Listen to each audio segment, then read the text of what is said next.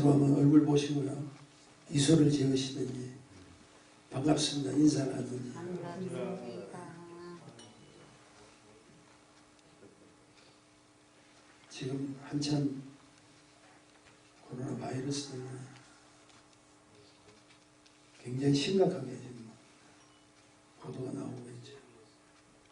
지금 원칙은 지금 모든 오렌지 카운티에 있는 교회들도 사실 예배를 다 지금 못하게 되어 있습니다.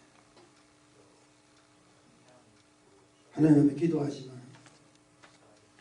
어쩌면 우리가 드린 이 예배가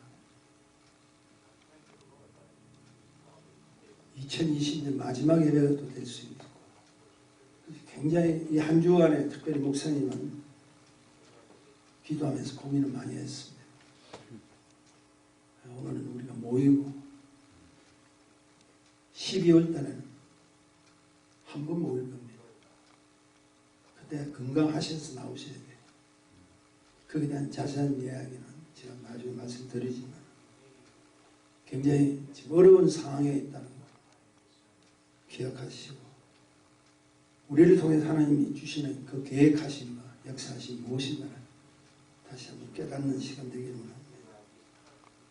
말씀을 이렇게 준비하는데 자꾸 우리와 접근할 수 있고 쉽게 가까이 갈 수 있는 내용들을 하나님께서 자꾸 이렇게 보여주시더라고요.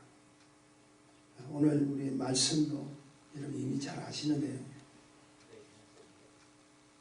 제가 미술대학을 나왔잖아요. 미술대학을 다녔는데 교수님이 하신 말씀이 생각이 나요. 그 말씀이 뭐냐면 최고의 그림 그리려고 하지 마라. 좋은 그림 되게 해라. 저는 그 무슨 뜻인지 잘 몰랐다. 최고의 그림을 만들려고 하지 말고 좋은 그림을 만들려고 하셨어요. 최고의 그림을 우리가 딱 시작하면 그때부터 경쟁하듯이 뭔가 기술들이 다 동원되어야 됩니다. 테크닉이 활동해야 됩니다. 근데 문제는 화려하고 최고로 보이지만 내용이 없어요. 근데 좋은 그림은 여러분 아마 삶 속에서도 알 거예요. 내 마음이 들어가는 거예요. 내 마음에 들어가니까 거기에 대한 최선을 다하는 거예요. 정성을 다해서 그리는 거예요. 화려하지는 못해도 단단한 거예요. 그래서 생각이 갑자기 나는 거예요. 신앙도 마찬가지로 생각합니다. 잘하는 신앙생활 하지 마시고 좋은 신앙생활 하기를 간절히 소원합니다. 기가 막힌 찬양하려고 애쓰지 말고 이 예배 장소에 와서 신령과 진정으로 하나님께 영광 드리는 좋은 찬양. 왜냐하면 이 예배를 지금 우리 주님 보고 계시잖아요. 누가복음 18장에 보면 바리새인과 세리의 기도하는 장면을 예수님 비유로 딱 보여주세요. 바리새인들은 보여주는 기도였어요. 많은 사람들 앞에 고함 크게 대표합니다. 그리고 자기가 11조를 내놓으라 큰 소리로. 근데 세리의 기도는 전혀 달랐어요.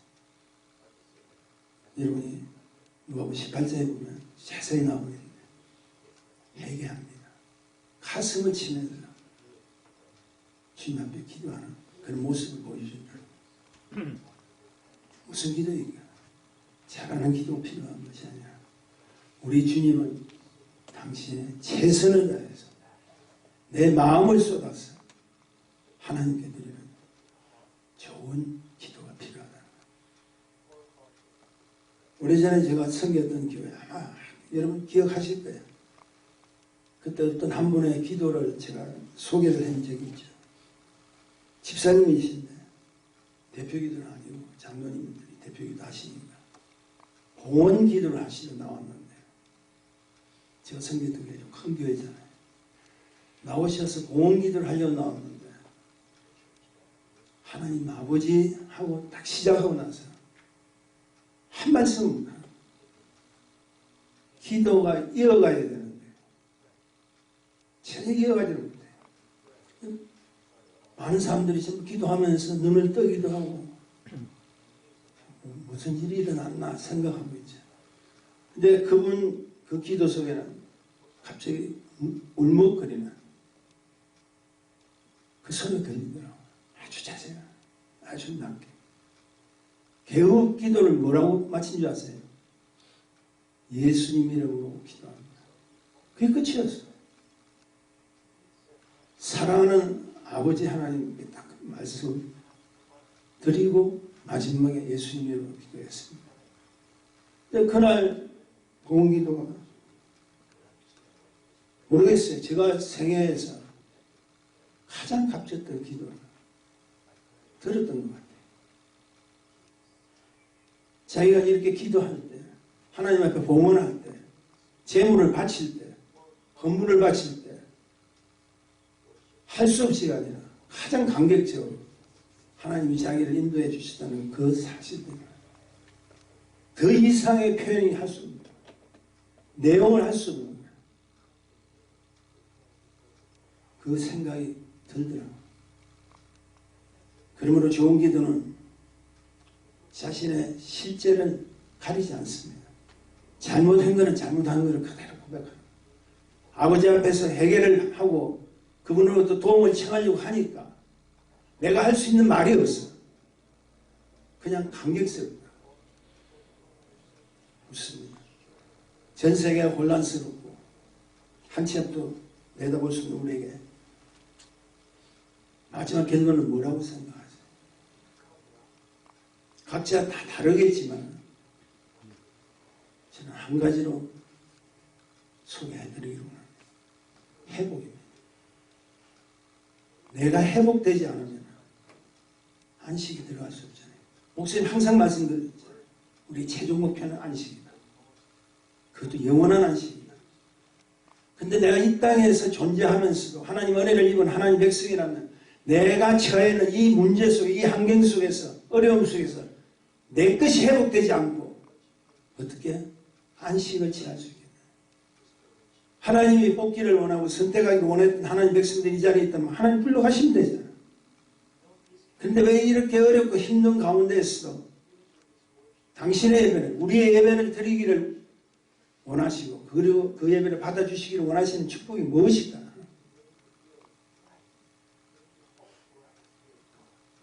이스라엘 민족에서 가장 존경스러운 그 민족의 대단한 것이 하나 딱 있습니다.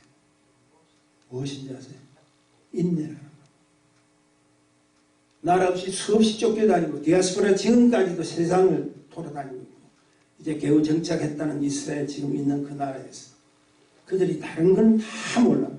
한 가지는 꼭 붙들고 있어요. 자기들은 선택된 하나님의 백성이다. 그 하나 때문에 수많은 사람들이 죽었잖아. 600만 명이 죽는 그런 상황 속에서 지금까지 버티고 있는 인내라. 왠줄 아세요? 우리에게 이미 하나님의 회복을 약속을 해주셨어요. 회복이 있어야 안식이 되고 회복이 있어야 신나지요. 회복이 있어야 역동적인 신앙을 가질 수 있죠.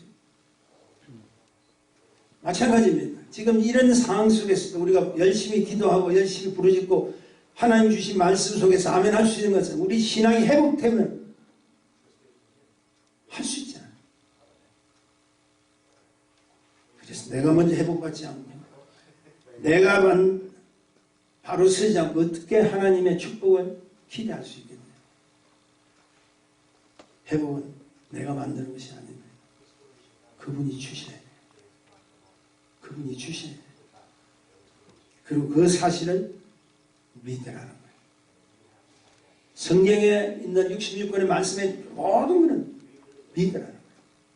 내 말을 믿으라는 거예요. 내 말을 믿는 자는 참으라는 거예요.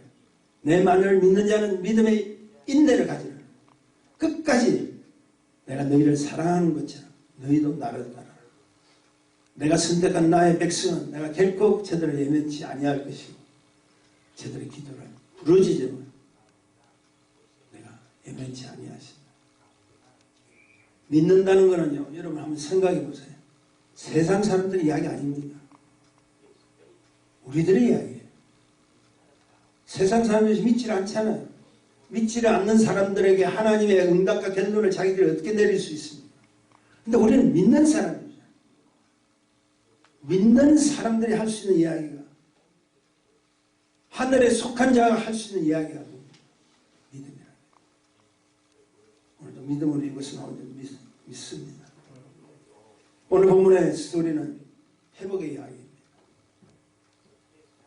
그 회복의 주인공은 우리가 잘 아는 다윗의 가장 절친한 친구 요나단의 아들 머비보셋이죠.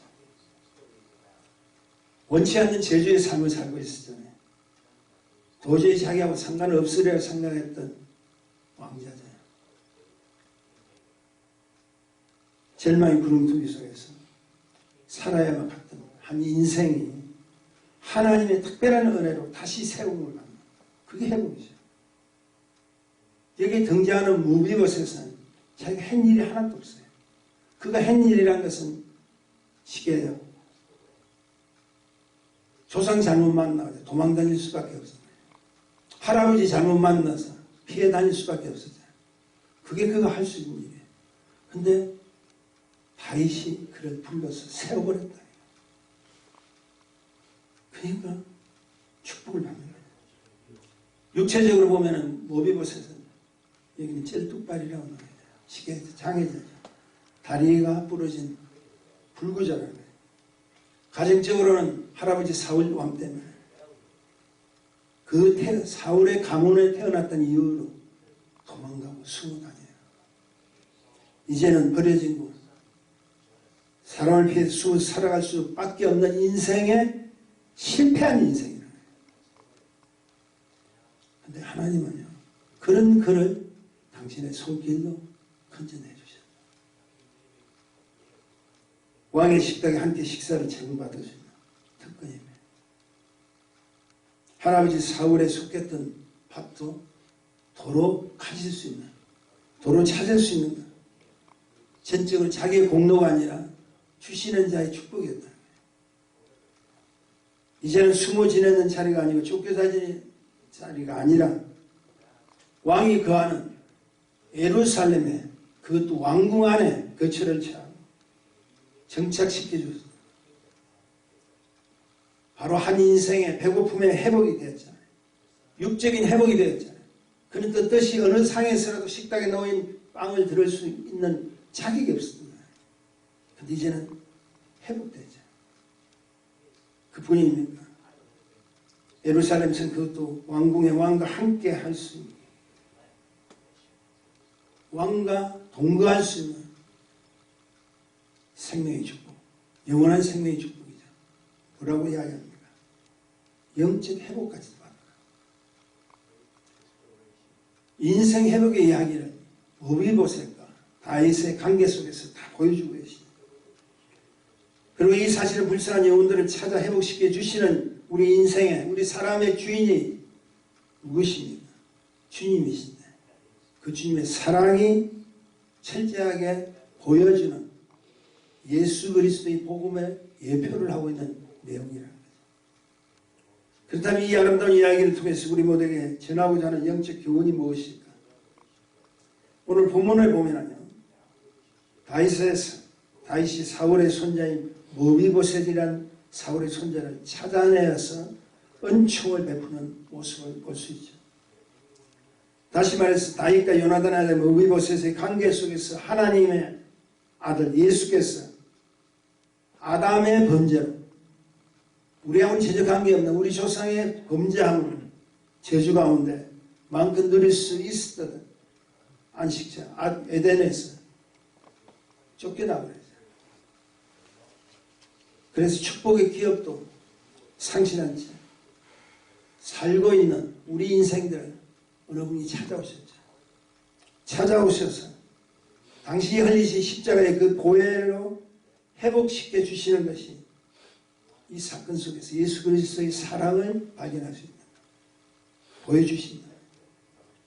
그러므로 다윗은 바로 예수 그리스도의 예표입니다. 그리고 모비보셋은 하나님의 은혜로 살아가야만 하는 바로 우리 인생을 이야기하고 있어요. 왜냐하면 모비봇에서 자신의 상관없이 자신이 어떤 일과 관계없이 한마디로 버림을 받았다. 마찬가지입니다. 우리 조상 아담 때문에 우리 인생은 죄와 관계없는 죄인으로 태어났잖아요. 내가 죄질도 않았다 할지라도 우리의 조상 아담의 죄 때문에 관계없는 죄인으로 우리는 태어났다. 이것이 우리가 흔히 이야기하는 원죄라고 그러죠. 유전적인 상속이에요. 우리 기가 막힌 걸 받아왔어요. 뭘 받은지 아세요? 죄입니다. 죄를 받아왔기 때문에 주님을 만나기 전까지 우리는 전부 그분과의 불통의 관계, 서로 이루어질 수 있는 관계가 안 돼요. 왜? 그분은 의인이시잖아요. 공이시잖아요. 빛 대신 그분을 어떻게 만날 수 있습니까? 이것은 하나님께 불순종하고 사람 편에 섬겼던 자의 비참한 말로가 무엇인가를 보여주는 일. 사울이 그랬다. 이스라엘의 초대 왕입니다. 사무엘을 통해서 기름 부음을 받았다. 그런 그가 하나님 버림을 받았다면 사람을 찾아다니는 거예요. 결국 블레셋과의 전쟁에서 칼과 창이 찌며 처참하게 죽어버렸잖아요. 꼭 기억하셔야 돼요.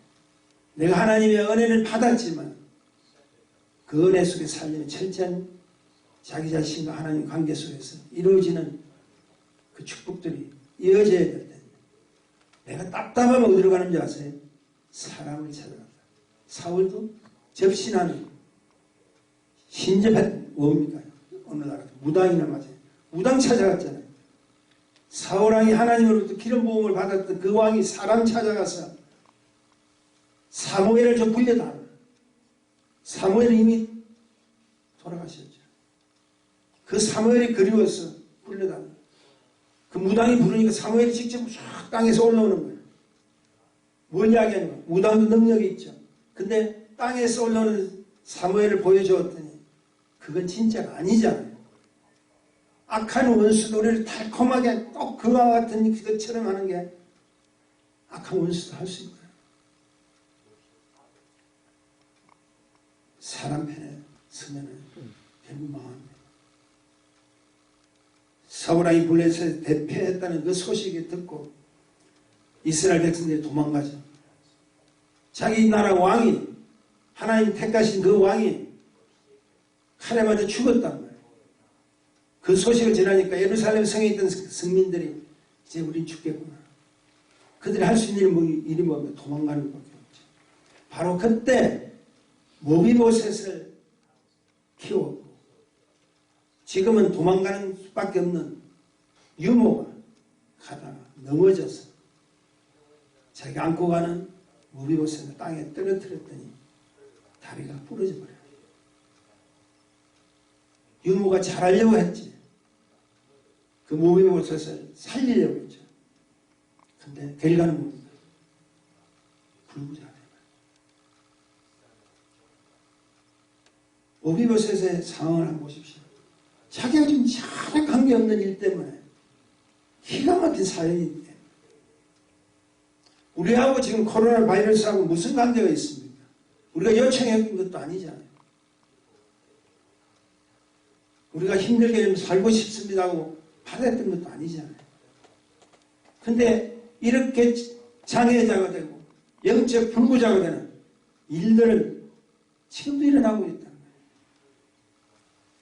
그래서 그는 왕의 가문의 자상을 빼앗겨버렸대요. 그래도 왕의 손자인데 다 꿈이 깨져버렸잖아요. 그래서 이 세상에서 가장 버림받고 그 무엇도 할 수 없는 사람으로 전락해버렸죠. 자, 이제부터 시작해 보십시다. 그런 그에게 오늘 본문은 다윗의 은혜를 베풀기를 원했습니다. 도대체 그 이유가 무엇인가? 그것은 다윗과 모비보셋의 아비인 사울의 아들 요나단과 맺은 언약 때문에. 언약 때문에. 사무엘상 18장 3절에 보면 이런 말씀이 있어요. 요나단은 다윗을 자기 생명같이 사랑하여 더불어 무엇을 맺었다? 언약을 맺었다. 생명이다. 그래서 다윗은 요나단의 자손을 찾았어요. 결국 찾은 것이 모비보셋입니다. 여기서 참으로 중요한 사실이 있죠. 다윗이 찾았던 그 사실 때문에 모비보셋의 인생은 이제는 절망에서 축복으로 왔죠. 실패에서 성공의 자리로 왔죠. 숨어 다니던 자리에서 이제는 당당한 모습으로 나올 수 있겠죠. 자기가 스스로 파괴되었던 자아상을 가졌다. 다윗이 초대를 했는데 기가 막힙니다. 여러분 이게 참 우리 현실인 것 같아요. 우리가 아무리 은혜를 받았지만 자신도 모르게 세상 것이 아직도 자기를 억눌려 있기 때문에 자기의 생각과 자기의 모습과 자기의 말투까지도 세상적으로 하겠다고 말해요. 지금 아니잖아요. 확실한 것을 우리가 잡아야 돼요. 우리는 하나님의 인도함을 받고 하나님으로부터 은혜를 받아 약속해요. 그 언약 속에서 다시 회복되는 하나님의 사람인데 모비보셋이 다윗 앞에 와서 뭐라고 한 줄 아세요? 기가 막힙니다. 8절에 보면 이런 말씀입니다. 본문 8절입니다. 제가 전하여 가로되 이 종이 무엇이간데 왕께서 죽은 개 같은 나를 돌아보시나요? 이건 겸손이 아니에요. 자기가 생각했던 자기가 살았던 자기 인생의 자아상이 그대로 깨끗이 쏟아오는 거예요. 그래서 사도 바울이 자기 자신을 맨날 억누르고 나는 날마다 죽느라고 하는 것이 무엇인 줄 아세요? 비록 하나님 편에 들어왔지만 나의 생활은 나의 삶 속에서 여전히 악한 원수가 공격하고 달콤한 것을 유혹하고 하니까 자신도 모르겠어. 세상 이야기가 나오고 여기서 죽은 게 이스라엘의 언어 중에는 욕이 없어요. 그날은 욕이 없습니다. 그런데 히브리 말로 유일하게 욕이라고 생각해서 한 가지 찾을 수 있는 것이 뭐냐면 이방인을 직시하는 개라는 겁니다. 근데 이것은 하나님을 돌아보지 않는 이방인보다도 못한 개. 그것도 이 지금 모비보셋이 뭐라고 표현합니까? 죽은 개입니다. 완전히 자신의 인생을 비관하고 살았던 자예요. 고작 나올 수 있는 말이 상계도 아니고 죽은 개. 하나님이 가장 싫어하는 신을 떠났던 이방인의 모습을 그대로 표현하는 것이 개잖아요. 얼마나 자기 인생을 비관했는지.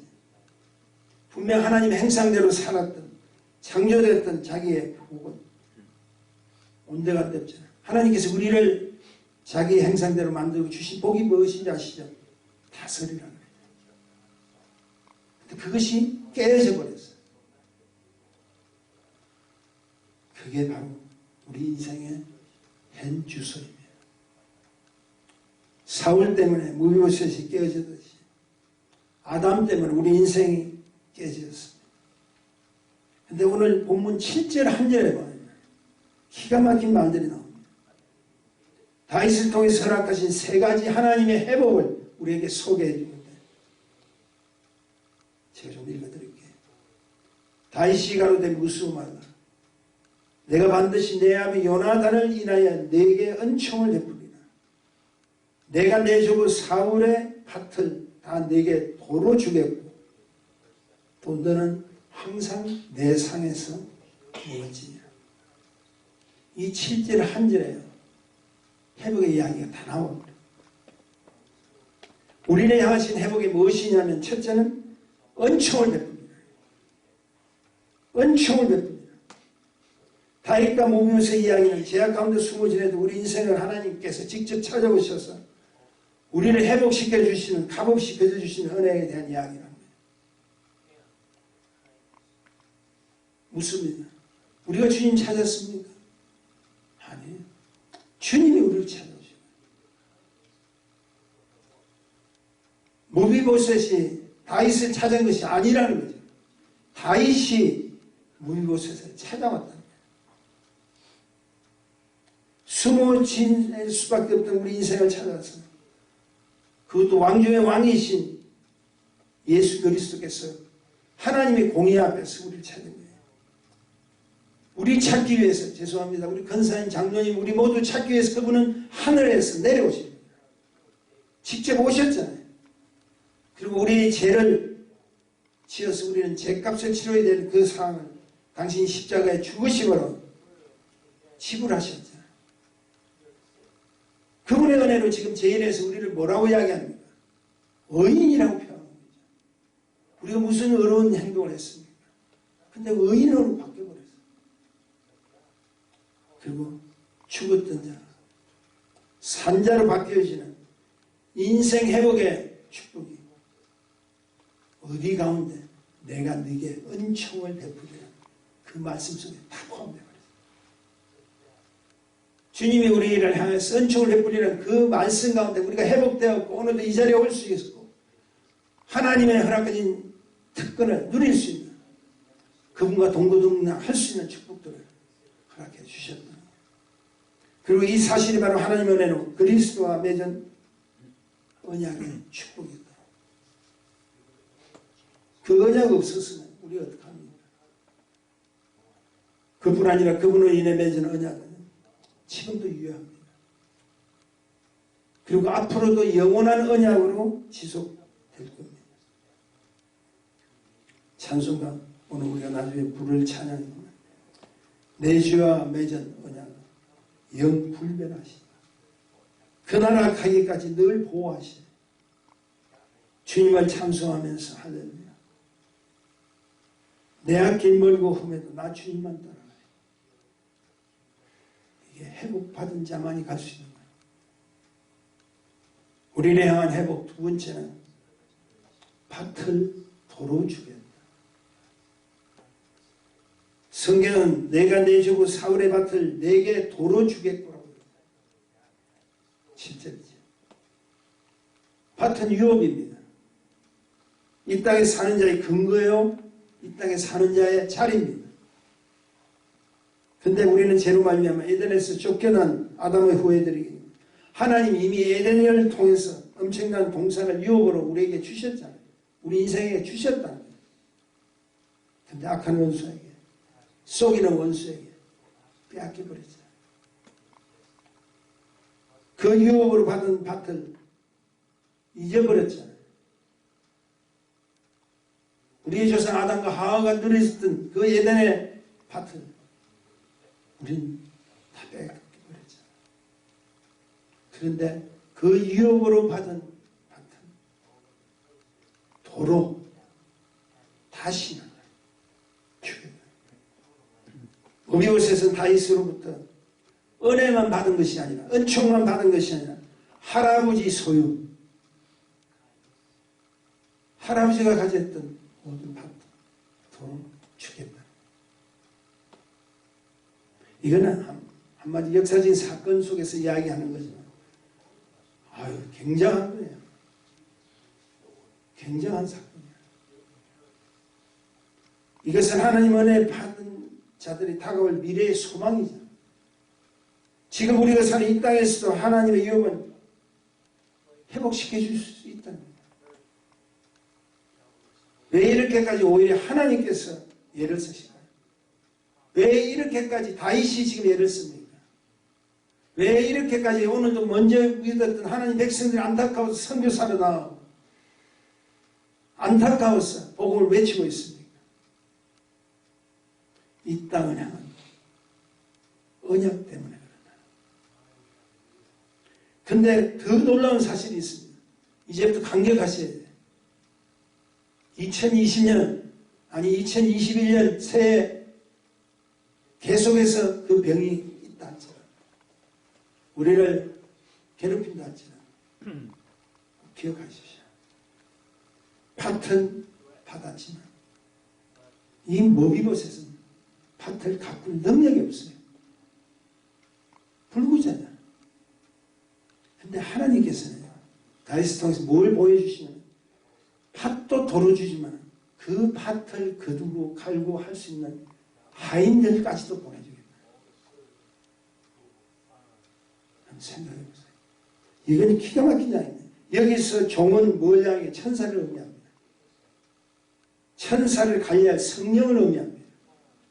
네가 받은 그 유업, 네가 받은 그 밭을, 네가 지니고 있던 그 축복된 밭을 도로 받을 수 있겠지만 그냥 준 것이 아니라 내가 너희들을 수종드는 사람들을 붙여주겠다. 우리가 잘 아는 히브리서 1장 14절의 말씀이 있죠. 모든 천사들은 부리는 영으로서 구원 얻을 후사들을 위하여 섬김을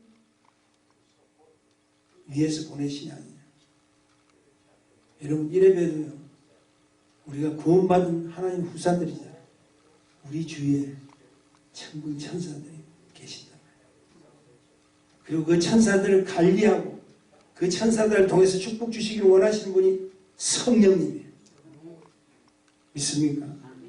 그러니까 지금 우리는 하나님의 허락하신 그 유업만 받은 것이 아니라 그것을 관리하고 그것을 가르쳐 주시기 위해서 성령님을 보내주셨고, 그리고 그 성령님을 통해서 영혼의 축복을 주시는 구체적인 일들을 우리를 돕기 위한 천사들을 동원시키기까지 축복을 주시다. 기가 막힌 사실 아니에요. 복권에 당첨된 사람들, 상상도 할 수 없는 엄청난 우리가 보면은 축복이야죠. 그런 사람들이요, 돈을 엄청나게 받아 관리 못하니까 하루아침 다 날아가는 거 우리 주위에서 보잖아요. 여기는 꼭 기억하셔야 돼요. 우리가 받기만 받으면, 언약 때문에 받기만 받으면 우리를 도와주실 분이 성령님이세요. 그 사실의 축복을 허락해 주시다.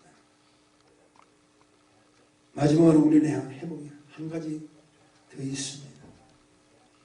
내 상에서 먹을지니. 이것은 동거함의 축복입니다. 이제는 이곳저곳 숨어 다니지 마라. 피해 다니지 마라. 왕의 식탁이 있는 예루살렘, 이 왕궁에서 왕과 함께 먹을 수 있게 해주셨다는 건 뭡니까? 우리가 이 땅에 산다 할지라도 우리는 하나님과 교제할 수 있는 축복이 있다. 그분과 동거할 수 있는 축복이 있다. 왕과 함께 식사. 어떻게 왕과 함께 식사를 할 수 있어요? 왕과 함께 식사를 할 수 있다는 것은 첫째는 우리 신분의 회복입니다. 둘째는 자아상의 회복이에요. 그리고 셋째는 이제는 과거에 매여 있는 자가 아니라 이제는 전부가 새 것으로 다 갈아줍니다. 제발 나는 죽은 개입니다. 죽은 개만도 못한 자입니다. 이제 그런 걸 다 하지 말라는 거예요. 이제는 내가 성령님을 의지하고 성령의 소욕대로 사는 하나님의 백성이야. 나는 직접 그 성령으로 말미암아, 주님으로 말미암아 전능하신 하나님과 함께 독대할 수 있고 하나님과 함께 할 수 있는 축복을 나는 이미 받았다. 이런 귀한 축복이 어디 있겠습니까? 주의 상에서 먹는다는 뭘 의미합니까? 하나님의 임재 가운데 함께 산다는 거예요. 그리고 주님의 음성을 들을 수 있잖아요. 그뿐입니까? 주님의 뜻을 알고 그분의 뜻대로 살아가는 거죠. 축복이에요. 와, 이건 우리 인생의 회복을 이야기해요. 근데 그 회복의 결론은 여기서 끝나지 않습니다. 성경을 보니까 기가 막힌 이야기가 한 가지 더 있더라고요. 주목하십시오. 항상 내 상에서 내가 있는 곳에는 언제나 항상 주님이 계신 곳에는 언제나 항상 전에도 지금 말씀드렸잖아요. 우리 인생은 단막극이 아니라 주님 오실 그날까지도 그리고 영원히 그분과 머물 수 있는 새 에덴 천국으로 가서 그분과 항상